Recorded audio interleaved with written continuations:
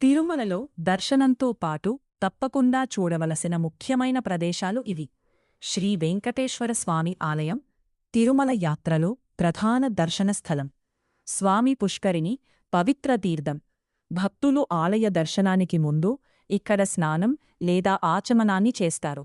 శ్రీ వరాహస్వామి ఆలయం సంప్రదాయం ప్రకారం శ్రీ వెంకటేశ్వర స్వామి దర్శనానికి ముందు ఈ ఆలయాన్ని దర్శించడం శుభంగా భావిస్తారు.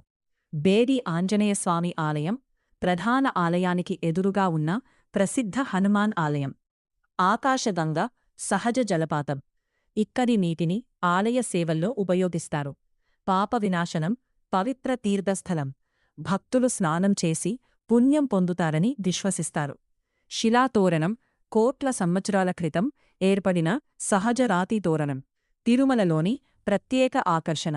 శ్రీవారి పాదాలు శ్రీ మహావిష్ణువు తొలిసారిగా తిరుమలపై అడుగుపెట్టిన ప్రదేశంగా విశ్వసిస్తారు.